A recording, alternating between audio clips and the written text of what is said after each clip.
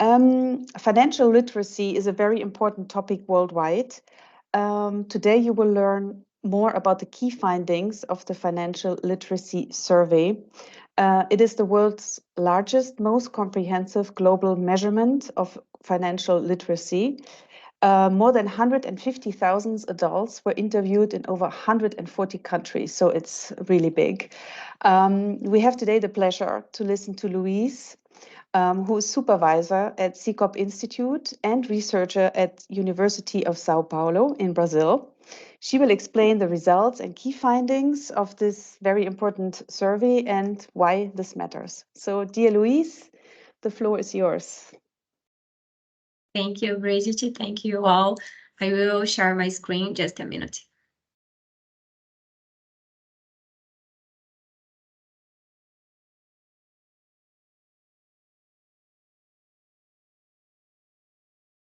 Now, let me see you.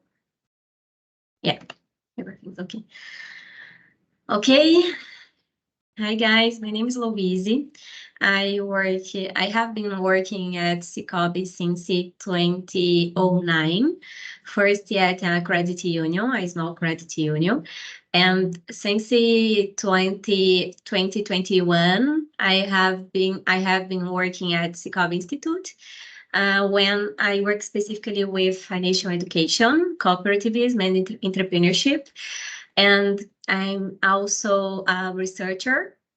I have been research about financial knowledge and financial literacy, and how these contribute with the credit score or credit risk in a bank. So that's my research at University of Sao Paulo. And I would like to share with you about some highlights in my research. And I would like to say this theme is very important for me. Education is a big topic for me, especially because I believe education is a way to change our reality and to change the status quo. So that's why this means a lot for me, and to be here with you, share about this is a great opportunity. I'm so excited with this, and I'd like to say thank you, Bridget, Juliana, Valeria, and all CIBP team for this opportunity. So let's go. We will talk about some highlights of my research. I would like to share specifically about the Standard & Poor's Rating Service Global Financial Literacy Survey, which was developed by Ana Maria Luzard, who is very important research in this area. She works at Stanford University, and she developed this research with other authors, and they decided to use 4 kind of questions. You can see this question. You can see this question in the screen. The first one is about risk diversification. The correct answer is in bold, is bold, and the second one is about inflation. The other one about numeracy, and the last one about compound interest. You can see this kind of questions is like fundamental concepts for financial decision making. So they believe that if you can answer three or more of this question correctly, you are considered literacy, financially literate.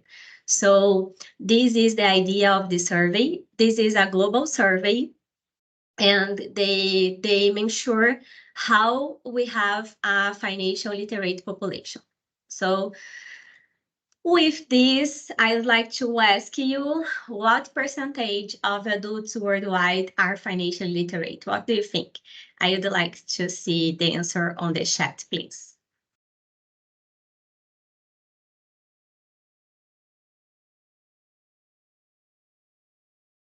Remember, they need to answer 3 or more of this kind of question correctly to be financially literate. Financially literate. Oh, Luis 60%, Thiago 20%, Laisio, oh my God, a lot of answers. 20%, 25%, 30%, 25%. Oh my God, Ricardo and Jean, Ricardo and Eduarda is very close. Tararam, tararam. I will share the answer.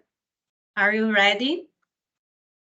Okay, based on this definition, 33% of adults worldwide are financially literate. You can see in the map the highest score, the highest percentage. The countries with the highest percentage is in the dark blue, and the countries with the lowest percentage are in the light blue. You can see how the world is organized with this. But when we think about the worldwide, we know just 33% of adults worldwide are financially literate. So I have another data to share with you, and we have some scores, different scores from different kind of economies in this survey, because the countries with major advanced economies have more score of financial literacy. And the countries with major emerging economies, like Brazil, for example, have a lower score of financial literacy. So this is interesting to share with you because we can see some correlation between the level of financial literacy of our population with how we can improve our economy. And we have this kind of correlation. So it's interesting to see that even the countries with major advanced economies, we don't have 100% of adults with considering financially literate. So we have space to improve even in the countries with major advanced economy. So I have another question for you. Do you think the characteristics of population matters? For example, in these countries, do you think some characteristics of their population matters for this score? Please on the chat. I'd like to see. Yes, yes or no? Yes, of course. Oh my God. You know all of this. I don't need to present anything more. Bridget, thank you. We can finish here. But yes, you are correctly. We have gender gap, and you can see is a standard. For example, in the world, we can see men are more financially literate than women.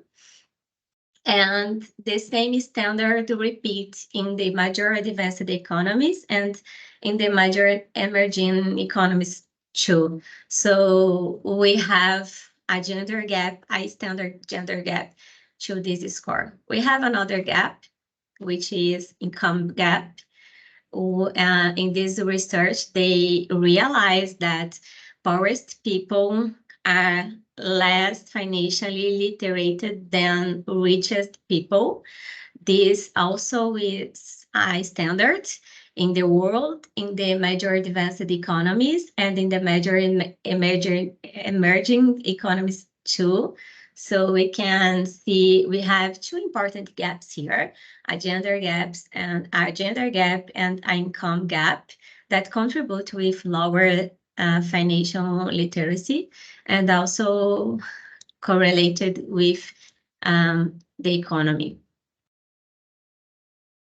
So we have an important moment now. Let's find our country in this survey. Oh, I think I share in this invite, but this survey is a public survey. You all can access this on the website, and here is the page. that share about all this data that I am showing you right now. For example, the map and other graphics. It's very interesting. I recommend that you can read and access that. But let's see about our score. Ta-da-da, ta-da-da. Are you ready? Let's see. We have Argentina here with the 28% of adults who are financially literate. We have Austria. You can see my better now, right? We have Austria here too with 53% of adults who are financially literate. Belgium with 55%. Brazil with 35%. Canada with 68%. Congratulations, Canada. Chile with 41%. We have also France with 52%. And Germany with 66% of adults who are financially literate. So we can see we have several scores here, but we don't have a big score like 90% or 8%. We all have space to improve this in our countries and in our activities. And this gives me the opportunity to say, okay, but why does all of this matter? And especially why this matter for me in a bank or in a financial system? And for this, I would like to share with you a paper developed by Bridget and other authors. And in this paper, I think I have the paper here. I can share with you after the. So in this paper, they explain about how this. I think the presentation is better. Oh, okay. How this matter, but they developed. Oh, I can see you better. And they developed this framework. And this framework is very interesting because they show us that we have some interventions that contribute to financial behavior, to good financial behavior, that could contribute to financial well-being for our population. So what I would like to highlight, to disclaimer here, is about this kind of interventions, because we know we have input financial education to have a good financial behavior and a good financial well-being.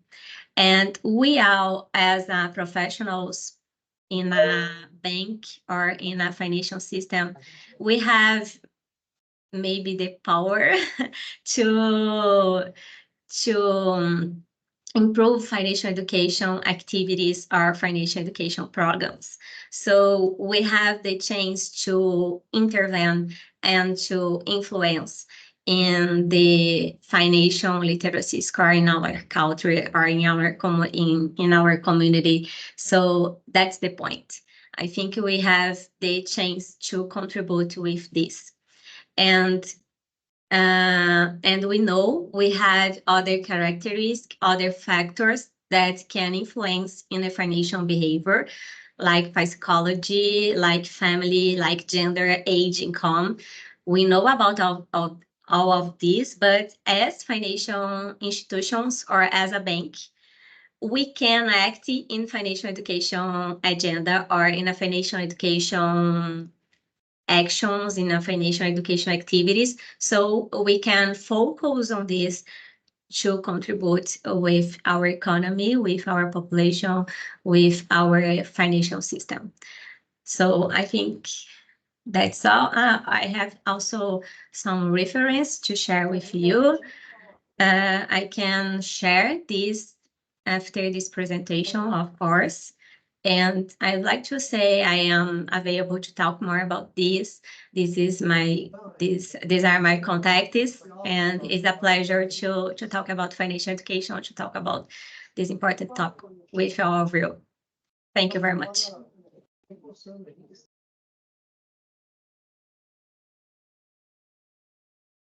Thank you very much, Luisi. It's very, very, very interesting and important topic, I find. I have a lot of questions, but I let first our members ask the questions. So please go ahead. I saw a hand raised earlier, but I don't know if the person took it down.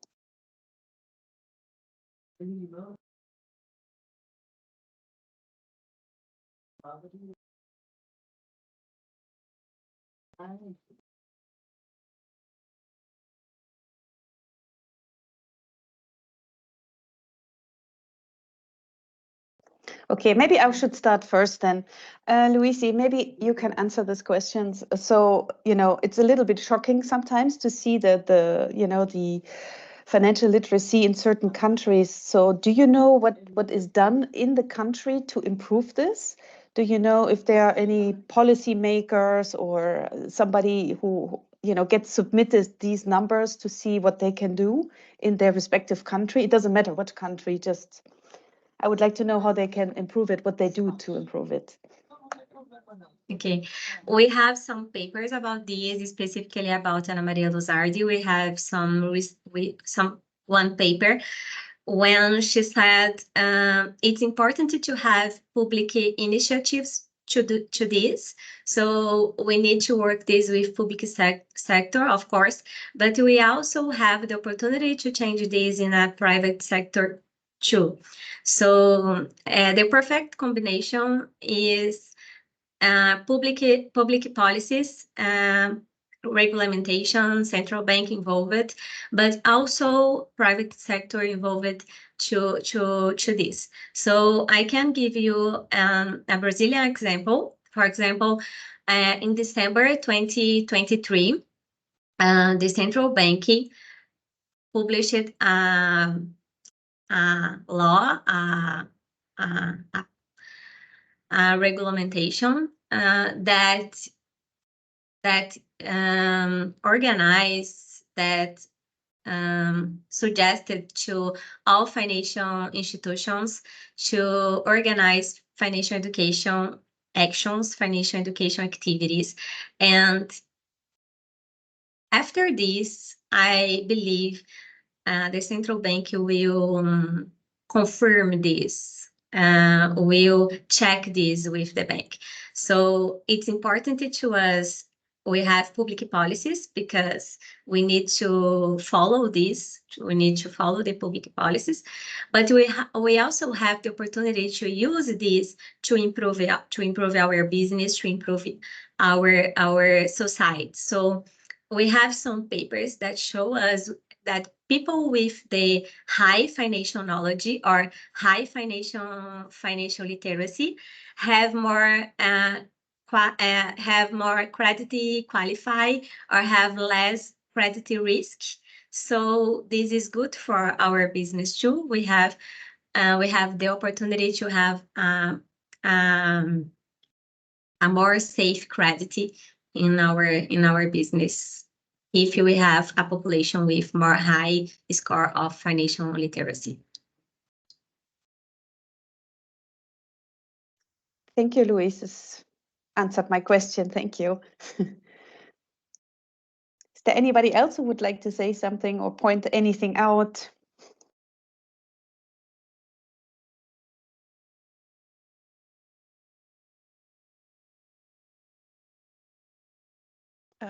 I was surprised when I saw that northern countries had a very high education. It was, I don't know exactly, Finland and something else, Denmark. Are the other northern countries as high too? And do you have an explanation why it is like this?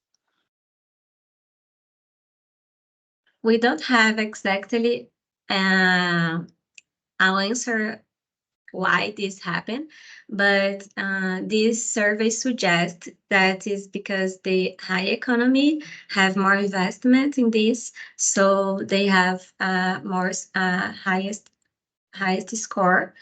I will share for once more time. Maybe someone didn't see this kind of score, but for example, Denmark, we have 71%, and we have other one with more than, let me see.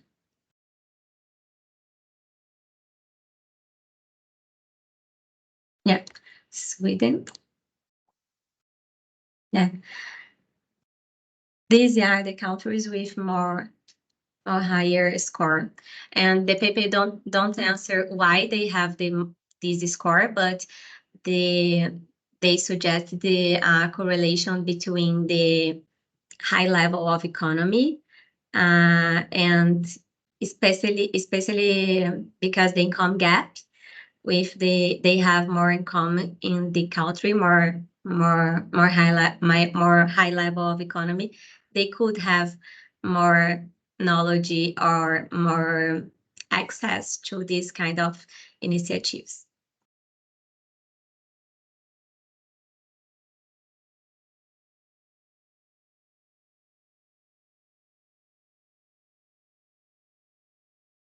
Does this answer your question, Annegret?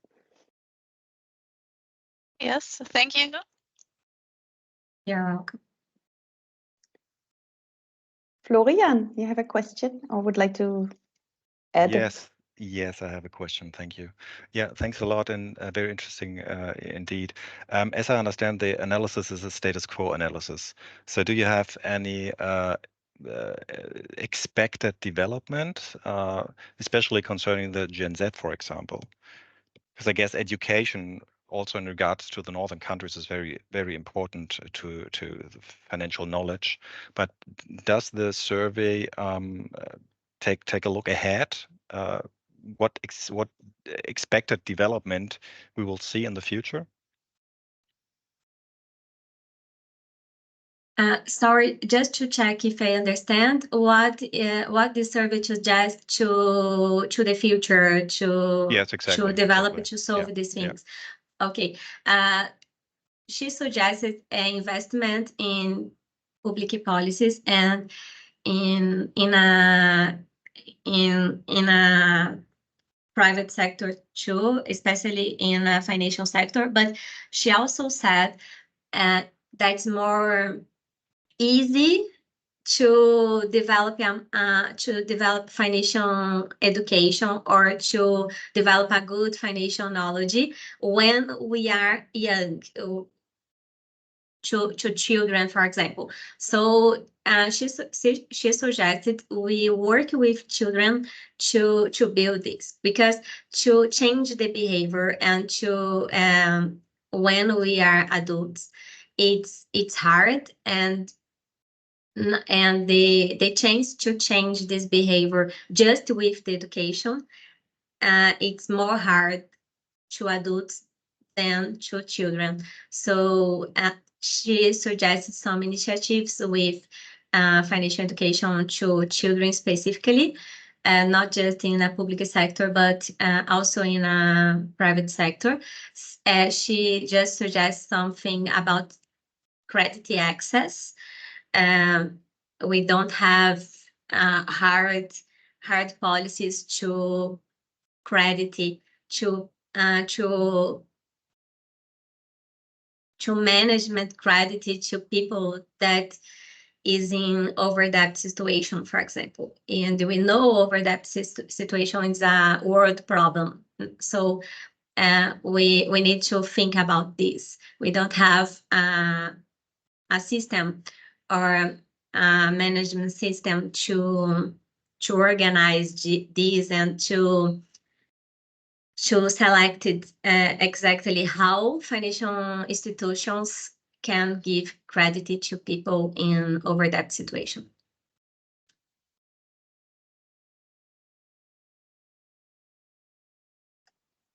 Thank you, Louise. I think there's also a question in the chat from Oliver first. I don't know if you can read it, Louise. He's asking, is there a connection between financial literacy and education in general?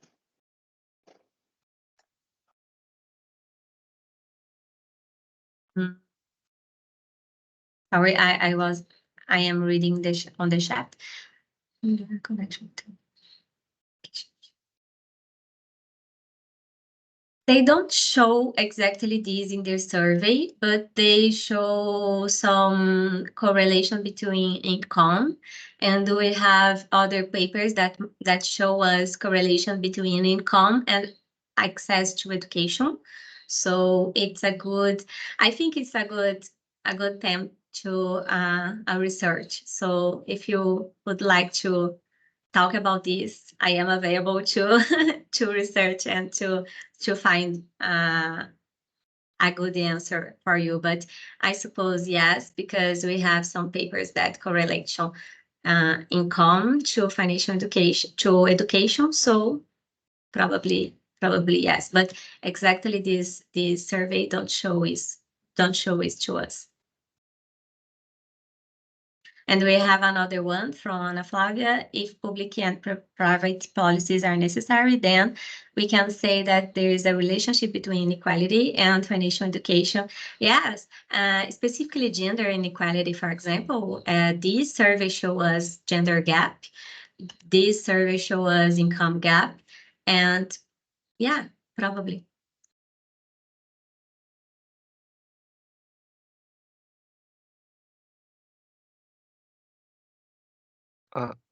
Hello, I'd like to compliment one thing that I see here in Brazil. For example, we at our schools and even universities, we don't have some grades to for children to learn about financial stuff.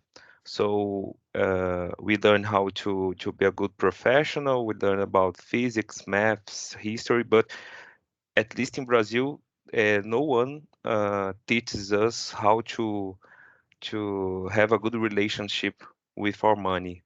So we go to the adult life with and start earning some money when we start working, and we don't know what to do. We start buying things.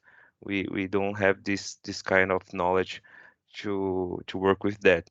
Maybe in these countries that have a higher punctuation, higher grade in they must have something like that in the early ages. And another thing that I'd like to say is how important is our cooperative systems to help this reality. For example, here in Brazil, Sicoob and Luis and other colleagues here are working with this kind of stuff to go to public schools, for example, when this reality is even worse than private schools, to help kids develop this kind of knowledge early. So that's a thing that I would like to point that us as cooperative systems, of course, we need public policies and other stuff, big policies for that. But I think in our micro environment, we could help this a little bit this reality to change. I'd like to point that too. Thank you.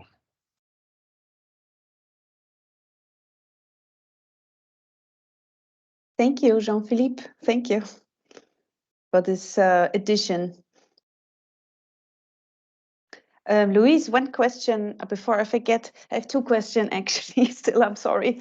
The more I look at it, the more question I have. I'm sorry. How often, just the first question is, how often is this survey being published? And the second question, as a woman, I'm very interested what's the main reason for the gender gap? Why are women worse, in this financial literacy than men? I want to know. Thanks. Great questions. The last paper of the survey was published in 2015. So I suppose these numbers is law now before after the pandemic. And about gender gap, she suggested suggested two things. The first one is that women historically don't have access to credit or to financial management situations. So historically, normally men handle with financial things, and women handle with other things like home things or something like that. We know it's not our real life now. But historically, these have consequences. And another thing that she suggested is about the confidence. Normally, the man is more confident to answer the question, even when he don't know the question, the answer. And women it's not confidence than men. So normally when she don't know the answer, she say, I don't know. And she don't have this chance to answer correctly. And this can influence the results. Thank you. Yes, yes. Okay, I see it now. Yes, thank you. Makes sense, right? Oh, yes.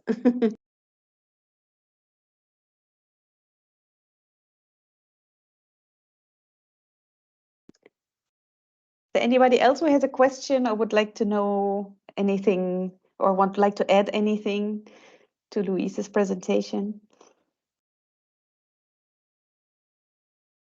Florian. Yeah, one more question, thanks. Does the survey affect the way you communicate bank products to your customers? Like, do you use maybe more simpler language or pictures or anything like that? Because I mean, having high education does not mean that you understand bank products. Totally different thing, I guess. But having not a high education and then explaining bank products makes it much more difficult, of course. So does that affect anything? Perfect. Not specifically in this survey, but in another paper published by Luzard, and I can send you this paper if you want. She explained the way we talk about money influence in how we are comfortable to handle with this, specifically in a bank. And she also suggested that if you will know more about, if you have a high level of financial knowledge, we have the chance to contract, it's not contract, to allow to pay for the right credit for us, the right financial products for us. It's normally when we don't have a high level of financial knowledge, we pay more for not so good products for you, for example, credit cards. But when we know a high level financial knowledge, we can use your credit card, but in a good way for you. And you normally pay this in the date.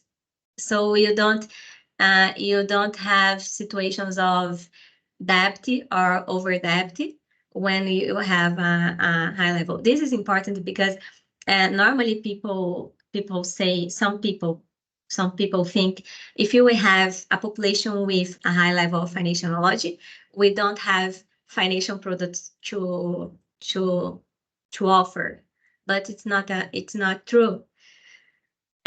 People with high level financial knowledge use financial products. They pay income. They use bank. So they just select the correct products, financial products for them. So that's the highlights of this paper. I don't know if I answer exactly what your question. Thank you.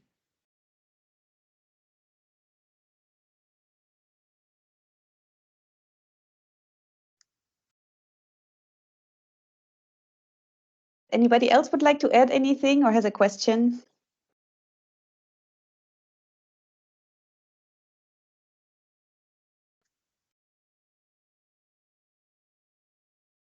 Just to let you know, after this meeting, we will share the presentation and also the links that Louise used, also for you to have a look at the survey, if you would like to look something up. And if there's any question or you would like to exchange with Louise, you think in 1 hour, oh, I should have asked her this.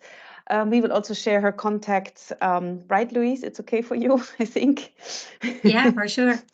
Okay, so please then get in contact with her. It's also at the end of the presentation, so you will find it then if you would like to exchange with her. Then I thank you everyone so much for joining today. Thank you so much, Louise, for bringing this topic to our awareness. I think it's a worldwide interesting topic, relevant for years to come. So thank you for this. Thank you very much. Thank you, everyone. Have a good rest of the morning, I guess, and good afternoon. Thanks. Thanks. Bye. Thank you. Bye, everyone. Thank Bye-bye. you. Bye. Bye. Bye-bye. Thanks. Bye.